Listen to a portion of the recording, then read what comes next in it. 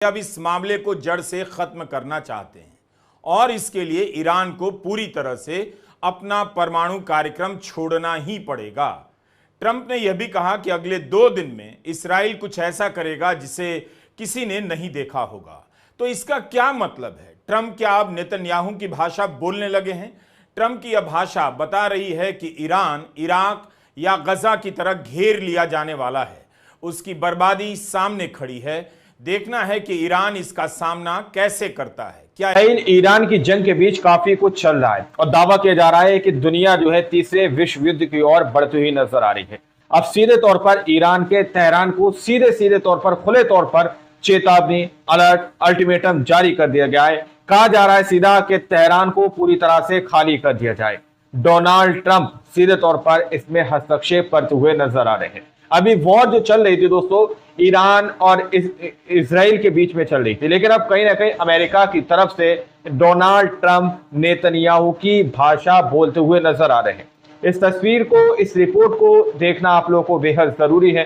जब आप लोग इस रिपोर्ट को देखेंगे तब जाकर आप लोगों को पता चल पाएगा कि आखिर क्या कुछ ईरान, इस्राइल और अमेरिका के बीच चल रहा है और किस तरह से ईरान के परमाणु ठिकानों की बात की जा रही है। रिपोर्ट आप लोगों की स्क्रीन पर। नमस्कार, मैं रवीश कुमार। अमेरिका के राष्ट्रपति ट्रंप अपने विदेश सचिव रूबियो के साथ G7 की बैठक छोड़कर वॉशिंगटन के लिए क्यों रवाना हुए? क्या डील होने के आसार हैं? कनाडा से लौटते वक्त एयरफोर्स 1 विमान में ट्रंप ने पत्रकारों से कहा कि उनका इरादा सीज फायर नहीं है, वे अब इस मामले को जड़ से खत्म करना चाहते हैं और इसके लिए ईरान को पूरी तरह से अपना परमाणु कार्यक्रम छोड़ना ही पड़ेगा। ट्रंप ने यह भी कहा कि अगले 2 दिन में इस्राइल कुछ ऐसा करेगा जिसे किसी ने नहीं देखा होगा। तो इसका क्या मतलब है? ट्रंप क्या अब नेतन्याहू की भाषा बोलने लगे हैं? ट्रंप की यह भाषा बता रही है कि ईरान इराक या गजा की तरह घेर लिया जाने वाला है, उसकी ईरान भी इसी तरह से घेर लिया जाने वाला है। देखना है कि ईरान ऐसा मान लीजिए तीसरा विश्व युद्ध शुरू होने जा रहा है। अपने परमाणु कार्यक्रम को पूरी तरह बंद कर देगा। हम इस पर भी बात करेंगे। बहुत सारी कड़ियों को जोड़ते हुए इस वीडियो को तैयार किया है जिससे आप ग्लोबल लीडरों के दोहरेपन को भी देख सकेंगे और ईरान की अपनी कमजोरी और क्षमता को भी, इस्राइल की जिद को भी तो देखते जाइएगा। अब आते हैं उस सवाल पर कि ट्रंप पर भरोसा कर ईरान ने धोखा खाया या ईरान ने खुद को भी धोखा दिया है। कहा जा रहा है कि 40 साल से ईरान अमेरिका और इस्राइल को शत्रु बताता रहा, उनसे लड़ने के लिए जोशीले नारे लगाता रहा, रेटरिक का इस्तेमाल करता रहा, लेकिन अब पता चल रहा है कि उसके पास युद्ध की कोई तैयारी नहीं, केवल नारे ही लगाता रहा, धमकी देता रहा, दहाड़ता रहा। ईरान के पास मिसाइलें हैं, ईरान ने इनका प्रदर्शन भी खूब किया, लेकिन क्या इन मिसाइलों के दम पर ईरान लंबी लड़ाई लड़ सकता है? क्या ये काफी हैं? मीडिया में लिखा जा रहा है कि इन मिसाइलों को काबू में करते ही इस्राइल हावी हो जाएगा। इस्राइल ने दावा भी किया है कि ईरान की 1/3 मिसाइलें नष्ट कर दी गई हैं। 1/3 सब दावे हैं, ये दावे अभी पुष्टि नहीं की गई है कि ईरान के पास वायुसेना नहीं है, ईरान के पास आधुनिक फाइटर प्लेन भी नहीं है, टैंक नहीं है। कम से कम पश्चिमी मीडिया में ईरान को इसी तरह से पेश किया जा रहा है।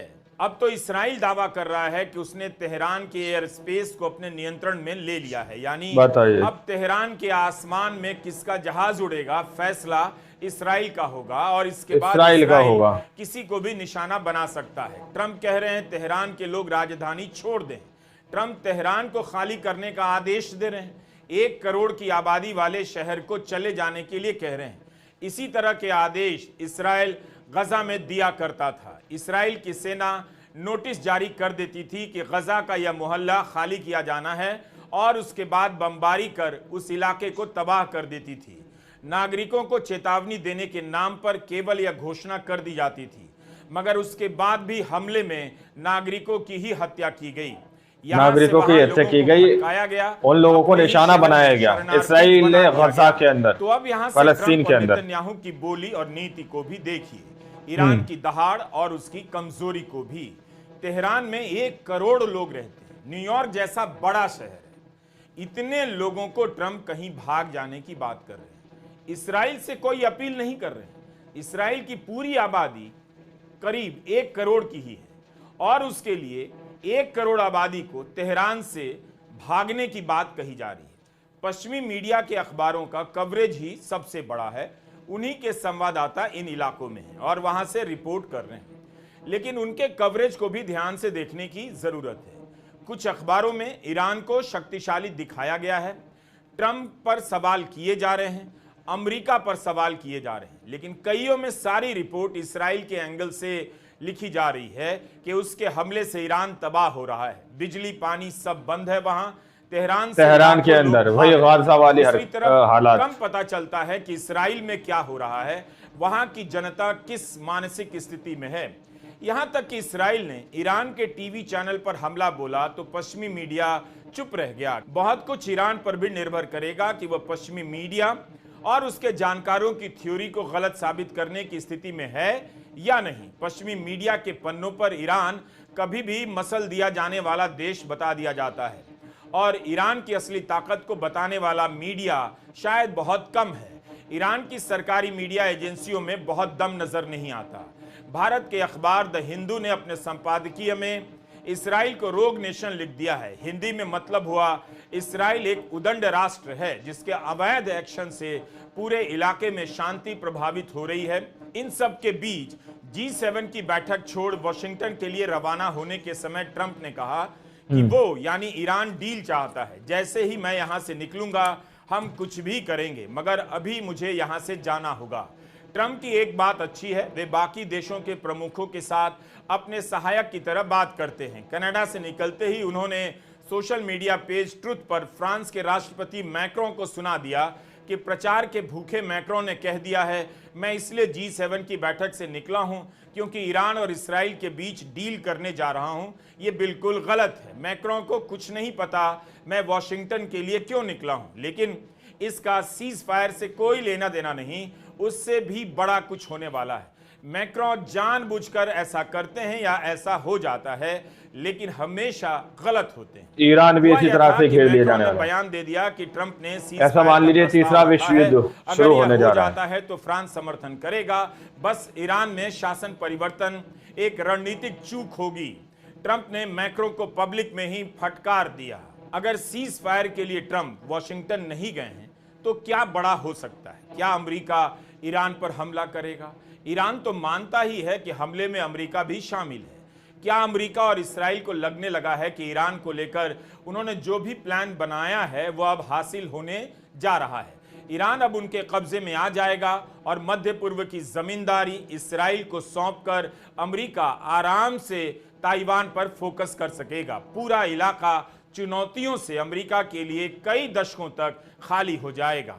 ट्रंप के बयानों में दोहरेपन को आप पकड़ते रहिए, इससे ट्रंप को फर्क नहीं पड़ता। पत्रकार मेहदी हसन ने ट्रंप के एक पुराने ट्वीट को खोज निकाला है। 17 सितंबर 2013 के इस ट्वीट में ट्रंप कह रहे हैं, मैं भविष्यवाणी करता हूं कि अपनी इज्जत बचाने के लिए एक दिन ओबामा ईरान पर हमला करेंगे। विडंबना देखिए, अब वही ट्रंप ईरान पर अब तक के निर्णायक हमले में भागीदारी करते हुए नजर आ रहे हैं। ट्रंप ने एक दावे अभी पुष्टि नहीं की गई है। इस्राएल ने बातचीत में शामिल लोगों को क्यों मारा, बातचीत और डील का इंतजार क्यों नहीं किया?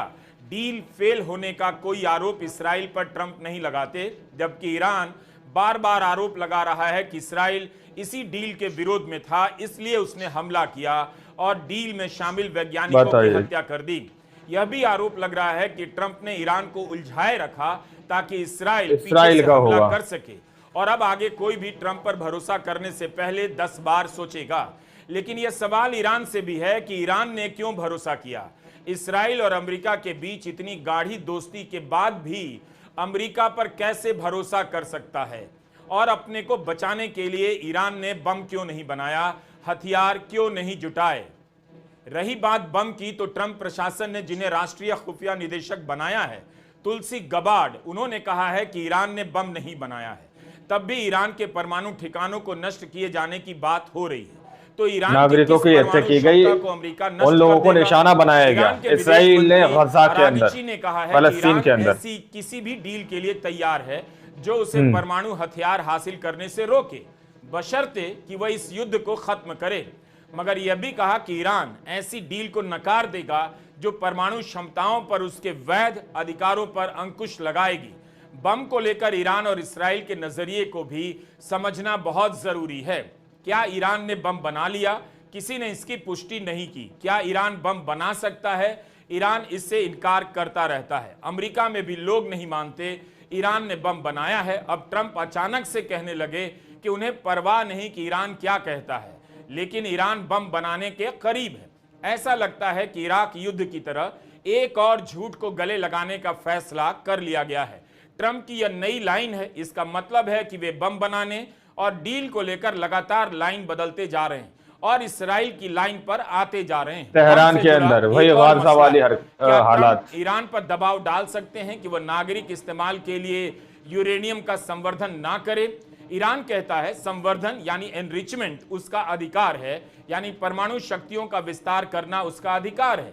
ईरान सरेंडर नहीं करेगा, नागरिक इस्तेमाल के लिए संवर्धन की बात पर अड़ा रहेगा।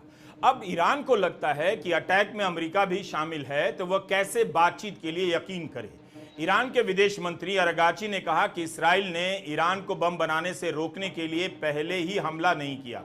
ईरान तो इससे इनकार करता रहा कि बम बनाया है। इसराइल ने हमला किया कि डील की बातचीत पटरी से उतर जाए। तो साफ है कि नेतन्याहू को ना तो कूटनीति चाहिए न बातचीत।